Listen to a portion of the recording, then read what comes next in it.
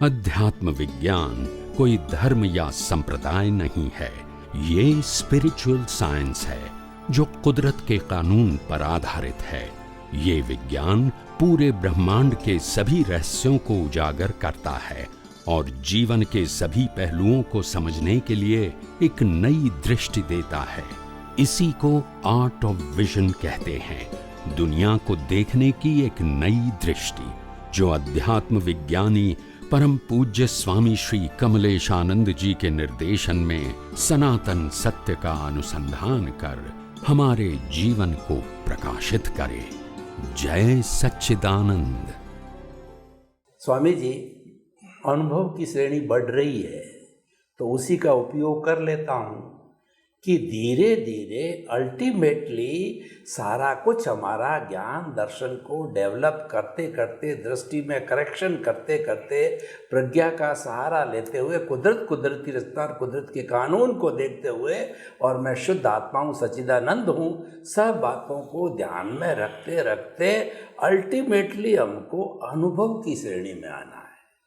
तो ये अनुभव क्या है और अनुभव ये कैसे होता है, हालांकि शब्दों में नहीं बताया जा सकता है। अनुभव तो अनुभूति करनी पड़ेगी दूसरा, लेकिन माध्यम नहीं है हमारे श्रोताओं को बताने का। तो ये जब हम उस लेवल पर पहुंचते हैं तो क्या अनुभूति होती है, क्या महसूस होता है कि जिससे लगता है कि मैं सही दिशा में हूँ, मैं कहीं भटका हुआ नहीं है। स्वामी जी का सनातन सत्य मैंने ले लिया, लेकिन मुझे भीतर ये आत्मविश्वास होना चाहिए, मैं भटक नहीं रहा हूँ, मैं तो जो मेरा गोल मुक्ति का उस पर बराबर चलना चालू हो गया हूँ, दिशा गलत नहीं है। तो कृपया वो शब्दों में अभिव्यक्त कीजिए अनुभव, अनुभूति की, एहसास की बात। जय सच्चिदानंद। बहुत अच्छी बात है। बहुत सारे लोगों का प्रश्न अभी होता भी है ऐसा कि स्वामी जी, अगर हमने विज्ञान पाया है या विज्ञान की दृष्टि पाया है या आध्यात्म विज्ञान की दृष्टि पाया है और ज्ञान दर्शन की हम शुद्धि कर रहे हैं, तो हम आगे बढ़ रहे हैं, उसका प्रमाण अगर हम देखना चाहें तो कैसे हम समझें इसको?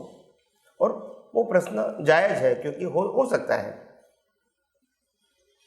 तो मैं सिंपल बात कहता हूँ कि अनुभव प्रमाण भी आपको मिलता है अगर आपके पास सही दृष्टि होती है। तो अनुभव प्रमाण ये होता है जो पहले हमको शुद्धात्मा, चेतन, अविनाशी, अनंत शक्ति वाला मैं हूँ, मन वचन काया से मुक्त हूँ, वो लक्ष्य नहीं रहता था, या तो बहुत कम रहता था, या तो मेमोरी में रहता था। वो अभी धीरे धीरे रहने लगा है और ज़्यादा संजोगों में रहने लगा है। और जो पहले हमको डूअरशिप और ओनरशिप के नाते कर्ता भाव और मालिकी भाव की दृष्टि से पजल होता ही रहता था, धीरे धीरे ये कर्ता भाव और मालिकी भाव की दृष्टि खत्म होती है, क्योंकि हम हर अवस्थाओं को एज फार एज पॉसिबल कुदरती रचना देखने की कोशिश करते हैं, और इसमें कभी हम सफल भी होते, कभी नहीं भी होते। तो जैसे जैसे आपको ये सफलता मिलती रहेगी, वैसे वैसे आपका जो दर्शन है वो परिपक्व होगा, आपका डेवलपमेंट बढ़ेगा, और आपके अंदर जो एक ज्ञान दर्शन के उपयोग के कारण स्थिरता है, बिना पजल वाली अवस्था, वो रहेगी। तो जितनी अवस्था में शुद्ध ज्ञान और शुद्ध दर्शन, सम्यक ज्ञान और सम्यक दर्शन का अच्छी तरह उपयोग करोगे, अपने आप इसका रिवॉर्ड मिलेगा आपको, अंदर की स्थिरता। आपका ज्ञान दर्शन स्थिर रहेगा, हिलेगा नहीं, और बाहर के ओपिनियन की, रिलेटिव सत्य का कोई भी असर उसके ऊपर नहीं पड़ेगा। तो ये जितना ज़्यादा समय रहता है, जितने ज़्यादा संजोगों में रहता है, समझना इतना आप परिपक्व हैं, और जितना जो संजोग में नहीं रहता है तो समझना यहाँ हमको परिपक्व होने का बाकी है। मगर इतना रिजल्ट मिला, उसका मतलब ये है कि रास्ता तो सही है। भले ही अभी हमको आगे बढ़ना है, हम मानते हैं, मगर रास्ता सही है, क्योंकि आज भी हम अनुभव करते हैं कोई भी अवस्था में कि ये कुदरती रचना है और मैं शुद्धात्मा हूँ। तो सभी प्रकार की रिलेटिव अवस्थाओं से मुक्तता की अनुभूति अभी होती है, चिंता मुक्त दशा की अनुभूति अभी होती है। आदि व्याधि उपाधि जो प्रकृति में उसी समय पैरेलल समाधि की अनुभूति अभी होती है, देहाध्यास से मुक्तता की अनुभूति अभी होती है। और इसीलिए ज्ञान दर्शन की जो दर्शन का जो विजन है, वो विजन धीरे धीरे अपने आप वो काम कर रहा है हमारे अंदर पुरुषार्थ के रूप में। तो ये अनुभव होता है और वही अनुभव आपको अंतिम सत्य की ओर ले जाएगा। तो एक रास्ता है, सबको अनुभव होता है। इसी को ये विज्ञान समझने के बाद अगर उपयोग करेंगे तो अनुभव नहीं होगा, वो पॉसिबल ही नहीं है। विज्ञान खुद ही इतना पावरफुल है, तो इसीलिए कोई चमत्कार की बात नहीं है यहाँ। विज्ञान खुद ही इतना पावरफुल है, मगर हाँ, हमारी दृष्टि में विज्ञान परफेक्ट समझ में आना चाहिए, application as far as possible होनी चाहिए, और जितनी होगी अनुभव अपने आप मिलेगा आपको। अनुभव अपने आप आपको होगा, किसी को कहने की जरूरत नहीं पड़ेगी कि आपको अनुभव हुआ है, आप खुद रियलाइज करोगे। तो अनुभूति की बात ही ऐसी है, खुद को रियलाइज करनी होती है। ये कोई बाहर का अनुभव नहीं है कि जो और किसी को मालूम होगा कि नहीं आपको अनुभव हुआ, आपको ही मालूम होगा। तो इसीलिए ऐसा अद्भुत विज्ञान जो खुद अनुभव के लिए ही है, यहाँ कोई क्रियाकांड की बात है ही नहीं, तो और तो कोई अनुभव करना नहीं है। विज्ञान का उपयोग करके मुक्तता की अनुभूति करना है, मन वचन काया से मुक्त रहना है, उनकी अवस्थाओं से मुक्त रहना है, इनके असरों से मुक्त रहना है। कैसे? कुदरती रचना देखे, और वैसे भी कुदरती रचना है। तो इसलिए इतना सहज सरल सुगम ज्ञान विज्ञान के रूप में जो आपको मिला है, मैं समझता हूँ आपको इसको लाभ लेना चाहिए। हो सकता है आगे संजोग क्या है किसी को मालूम नहीं है, क्योंकि ये पढ़ता समय है। बहुत बहुत धन्यवाद स्वामी जी। रिलेटिव जो है वो सत्य की बात है कि ये हमारा अध्यात्म विज्ञान में जैन दर्शन का काफ़ी पुट है। तीर्थंकर वाणी को काफ़ी महत्व दिया गया क्योंकि वो मुक्त पुरुष है और आप्त पुरुष है। तो जैन दर्शन के अंदर अंतिम समय के अंदर संलेखना संथारा कोई लेता है, चाहे साधु हो चाहे श्रावक हो। कई लोग श्रावक संथारा संलेखना लेकर के लास्ट समय में गुरु आज्ञा से अपने अपने गुरु से वो साधुत्व भी स्वीकार करते हैं और उसको वो समाधि मरण रूप में रिलेटिव सत्य के रूप के अंदर समाज उसको बहुत अच्छा करता है, बैकुंठी निकालता है, ये करता है। एक चीज़ तो ये होगी, मैं कंपैरिजन नहीं कर रहा हूँ, मैं वास्तविकता जानना चाहता हूँ। एक जो है अपन जो है अपने ज्ञान दर्शन को अंतिम समय में भी हाजिर रखें और सिर्फ के ये आत्मा का इधर से उधर परिवर्तन हो गया, इधर रेगुलर चल रही, मैं तो जो है वो ज्ञान दर्शन मैच्योर्ड है मेरा, उसी में ही रह रहा हूँ, उसी को ही पोस्ट कर रहा हूँ, जो हमारी विधि है, हमारे संभाव रहता है। तो ये दोनों स्थितियों के अंदर जो है ये तो रिलेटिव सत्य और ये रियल सत्य, कंपैरिजन की बात नहीं कर रहा हूँ। फिर भी मैं समीक्षा की दृष्टि से व्यवहार कि मैं जी रहे हैं, अभी हम केवली हुए नहीं हैं, तो इसीलिए कृपया इन दोनों को थोड़ा सा जोड़ करके बताइए कि किस तरीके से अंतिम समय में ये किस तरीके से जो है दोनों चीज़ें जो है इफेक्टिव रहती है।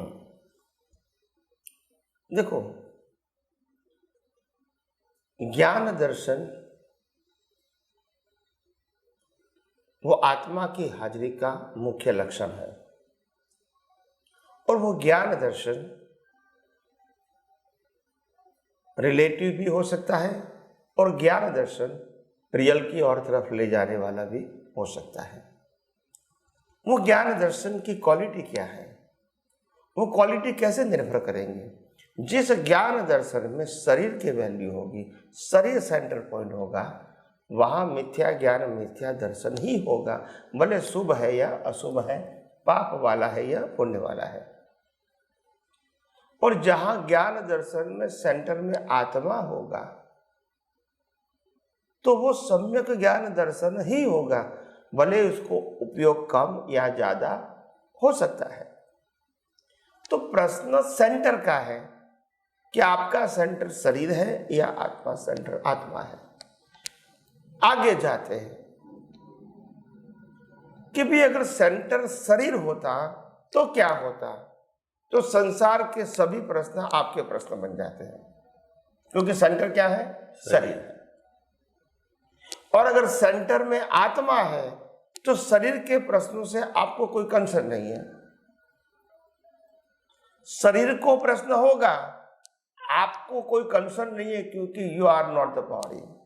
आप मानते हैं इस आध्यात्म विज्ञान के जरिए कि शरीर का क्रिएटर, ऑपरेटर, डिस्ट्रॉयर कुदरत है, उसीलिए उसमें डीप में जाने की कोई जरूरत नहीं। हिसाब है वो पूरा हो ही रहा है, हमको तो ऑब्जर्व कर रहा है, इसमें डीप में जाने की जरूरत नहीं है। हम डीप में कहाँ जाएंगे? हमारा ज्ञान दर्शन का उपयोग सही होता है कि नहीं? क्योंकि हम आत्मा की अनुभूति करना चाहते हैं, हम देह की अनुभूति करना नहीं चाहते, आत्मा की करना चाहते। तो हमारा ज्ञान क्या होगा? कोई भी अवस्था में, मनोवचन काय की कोई भी अवस्था है, मैं तो शुद्धात्मा ही हूँ, मैं चेतन हूँ, मैं अविनाशी हूँ और मैं अनंत शक्ति वाला हूँ ही। और ये जो मनोवचन काया में हो रहा है, अप्स एंड डाउन, दिन और रात, ये तो कुदरती रचना है। इसमें हमको डीप में जाने की क्या जरूरत है? We are the only observer. और वो अपने आप खत्म हो रहा, हमको खत्म करना नहीं है। जिसको अच्छा संजोग कहेंगे वो भी खत्म हो रहा है, जिसको बुरा कहेंगे संतारे से जोड़ वो भी, हाँ, वो भी खत्म हो रहा है। तो सब खत्म हो रहा है। तो जीवन के अंदर कोई भी व्यक्ति अगर खत्म हो रहा है, उसमें कोई इंटरेस्ट लेने की जरूरत नहीं है। फिर अगर आपने धर्म के माध्यम से इसको संथारा का टाइटल दे दिया कि संथारा में क्या करते हैं, संथारा में वही तो करते हैं, मैं आत्मा हूं। वास्तव सही संथारा ये होता है, मैं आत्मा में लीन हो गया, तो बॉडी का जो होने वाला है वो होगा। मैं कोई खाने की, पीने की, उठने की, बोलने की, चालने की, सुनने की, देखने की कोई इच्छा नहीं करूंगा। यानी देह के कोई लक्षण क्या मेरा कोई प्रयास नहीं होगा। और कुदरत को जो करना है वो करे, क्योंकि ये कुदरत का ही तो है। मैं अभी आत्मा में चला जाया और आत्मा में स्थिर हो गया, अभी उनका जो भी आयुष्य है वो खत्म हो जाएगा। तो ये संथारा है, मैं मानता हूं, मगर मैं तो पूरे जीवन को ही संथारा मानता हूं। क्योंकि विज्ञान में संथारा का मतलब क्या होता है? जो व्यतीत तो हो रहा है इसका आप ऑब्जर्वर है और वो अपने आप हो रहा है, उसमें कम ज्यादा कोई कुछ नहीं कर सकता है, तो वो संथारा ही तो है। अगर आपका पॉइंट शुद्धात्मा है, आपका सेंटर पॉइंट शुद्धात्मा है, तो मन वचन काया में जो हो रहा है वो तो संथारा ही तो है। तो संथारा भले ही एक विशिष्ट प्रकार की जैन धर्म में प्रक्रिया बताई गई है, मगर आध्यात्मिक मार्ग में तो संथारा वो नॉर्मल बात होती है और पूरा जीवन ही संथारा है, क्योंकि उसकी वैल्यू ही नहीं। तो संथारा में भी वैल्यू नहीं और यहां भी वैल्यू नहीं। क्यों वैल्यू नहीं? कुदरती रचना है। अच्छा बुरा, मेरा तेरा, लाइक डिसलाइक कुछ नहीं रहेगा, कम ज्यादा कुछ नहीं रहेगा। संथारा है क्योंकि कुदरती रचना है और एग्जॉस्ट हो रहा है अपने आप। मैं जो हूं चेतन अविनाशी, मेरा अंत होने वाला नहीं है, न मेरा अस्तित्व का अंत होगा, न मेरे ज्ञान दर्शन का अंत होगा और न मेरा स्वभाव का अंत होगा। सब परमानेंट है और वो कुदरती कानून के ऊपर आधारित नहीं है। तो इसीलिए ये क्लियर हो जाता है, फिर कोई कंफ्यूजन की आवश्यकता नहीं होती है। और इसीलिए मैंने कहा ये विज्ञान को समझने के लिए पहले बहुत अटेंशन की जरूरत है, और चौगर दम से एक बार विज्ञान को समझ में आ गया, फिर उसको विजन में सेट कर दो, फिर उसका उपयोग करते करते परिपक्व कर दो अपना विजन, तो इजी है और उसमें बाहर की कोई प्रक्रिया की आवश्यकता नहीं है। इसीलिए विज्ञान बहुत सहज, सरल और सुगम है। और जो जो लोगों को अनुभव हुआ उन्होंने विज्ञान की ही बात किया, तभी वो सहज, सरल, सुगम बोल सकते हैं। अगर क्रिया की बात करते तो सरल, सहज, सुगम शब्द का प्रयोग नहीं कर सकते हैं। तो आइए हम सब और ये विज्ञान को आगे समझने की कोशिश करेंगे। बहुत बहुत धन्यवाद स्वामी जी। स्वामी जी, मैं एक रिलेटिव व्यू पॉइंट से एक प्रोफेसर हूँ और मेरा दर्शन विषय है, तो मुझे और दूसरा दर्शन की जो संस्थाएं हैं, चाहे राष्ट्रीय स्तर की है चाहे अंतर्राष्ट्रीय स्तर, दोनों में सदस्य हूँ। जैसे कि हमारे भारतवर्ष के अंदर 55 तरह के धर्म दर्शन की आज़ादी के पहले 2 बड़ी संस्थाएं, उनका मैं प्रारंभ से सदस्य हूँ। वर्ल्ड जो एक तो है हमारी अखिल भारतीय दर्शन परिषद और इंग्लिश में इंडियन फिलोसॉफिकल कांग्रेस, जो एक इंग्लिश में डेलिब्रेशन होता है, एक हिंदी में होता है, और यहाँ के हम सदस्य हर 5 साल के बाद में वर्ल्ड फिलोसॉफिकल कांग्रेस में जाते हैं। वहाँ पर लगभग 1500-2000 पूरे विश्व के दर्शन के जो है वो महाकुंभ होता है दर्शन का, वहाँ सभी अपना अपना रखते हैं। ऐसी स्थिति के अंदर अगर मैं अध्यात्म विज्ञान सनातन सत्य की प्रस्तुति करूँ, चाहे हिंदी में हो चाहे इंग्लिश में हो, वो मैं कर सकता हूँ। तो ऐसे बड़े प्लेटफॉर्म पे हमको किस तरीके से प्रस्तुति करनी चाहिए कि लोगों को ये लगे कि भाई हमारा कोई आग्रह नहीं है, क्योंकि हम तो सनातन सत्य में काम करते हैं, तो वहाँ पे हमारी स्पेसिफिक प्रस्तुति कैसी होनी चाहिए, उसका थोड़ा मार्गदर्शन, क्योंकि आप उसके अध्येता हैं, आप उसको जी रहे हैं, तो वो थोड़ा बताइए ताकि कभी भी प्रस्तुति करें तो वो एंगल ध्यान में रहे। यस। तो प्रस्तुति करने में तो सिंपल बात इस प्रकार से हम प्रेजेंट कर सकते हैं पूरे वर्ल्ड के डेलीगेट्स के सामने कि आखिर संसार में सभी जीव सुख की खोज करता है और सुख के लिए ही जीता है, जन्म लिया और जीता है और मरता है, और मरते दम तक वो सुखी हो गया ऐसा वो एहसास नहीं करता है, प्रयास जरूर करता है, और सुख पाने की थोड़ी थोड़ी अवस्था उनकी आती है, मगर वो तृप्त नहीं होते हैं। मरते दम तक ऐसा नहीं कहते कि now I am permanent happiness, now I have a permanent happiness, ऐसी बात वो नहीं करते हैं। फिर नेक्स्ट बर्थ में जाएगा, फिर सुख ढूंढता रहेगा, फिर नेक्स्ट बर्थ में जाएगा, फिर सुख ढूंढता जाएगा। तो आखिर सुख ढूंढना उनका काम है। क्यों? क्योंकि सुख ही जीवन है। क्या है? दुख जीवन नहीं है। मगर सुख को क्या मानते हैं? क्या सुख वो इंद्रिय ज्ञान है? क्या सुख वो साधन है? सुख वो क्रिया है? न क्रिया है, न साधन है, और न ही इंद्रिय ज्ञान है। सुख स्वभाव है, मगर ये नहीं मालूम है, इसीलिए इंद्रिय ज्ञान मानते हैं, साधन को मानते हैं, अवस्था को मानते हैं, और उसमें व्यक्ति का जीवन व्यतीत होता है और जन्म मरण के चक्कर में घूमते रहते हैं। तो प्रश्न ये कि अगर सुख स्वभाव है तो फिर अनुभूति क्यों नहीं है? तो कहने का मतलब यह है, अनुभूति इसीलिए है नहीं है क्योंकि जो स्वाभाविक सुख है वो अंदर है, और विभाविक माना हुआ बिलीफ वाला सुख वो बाहर है। तो जहां तक बाहर अगर आप सुख ढूंढना जाओगे, बाहर सुख है ऐसा मानोगे और बाहर से इंद्रिय ज्ञान से सुख प्राप्त करने का प्रयास करते रहोगे, वहां तक स्वाभाविक सुख की ओर दृष्टि जाएगी ही नहीं। तो सबसे पहला दृष्टि बदलो। सुख आत्मा का स्वभाव है और वो अंदर है, बाहर नहीं है। बाद में अगर बाहर सुख है तो फिर हम अनुभव क्यों नहीं कर सकते? तो अनुभव करते हैं ना, हम करते हैं अनुभव।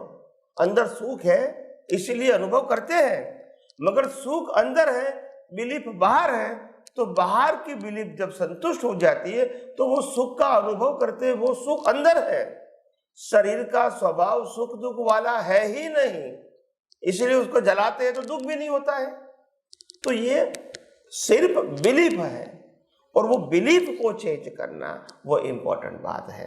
तो सबसे पहले सुख की प्राप्ति के लिए बहिर्मुखी नहीं अंतर्मुखी बनो, सही परिभाषा समझो, और बाद में आप ये एक एक करके पूरा विज्ञान, जिसमें कर्म का सिद्धांत, जिसमें पुनर्जन्म का सिद्धांत, जिसमें आत्मा, ये सब समझा सकते हैं। ये सब को रिलेटेड है, और आत्मा की अनुभूति के लिए कोई बाह्य क्रिया की और बाह्य संयोगों की आवश्यकता नहीं है। कोई भी मन वचन काया की अवस्था के अंदर अगर आपके पास सही दृष्टि है सम्यक ज्ञान और सम्यक दर्शन की, तो आप कभी भी आत्मा की अनुभूति की ओर आगे बढ़ सकते हो। इसमें बाह्य संयोग बाधक नहीं बनते हैं। तो इस प्रकार से हम डिटेल से एनलार्ज करके प्रेजेंट कर सकते हैं। मैंने आपको समय की मर्यादा के अधीन ब्रीफ में बताने की कोशिश किया है। आगे आगे हम यही विज्ञान को समझने की कोशिश स्वामी जी आपका बहुत बहुत धन्यवाद।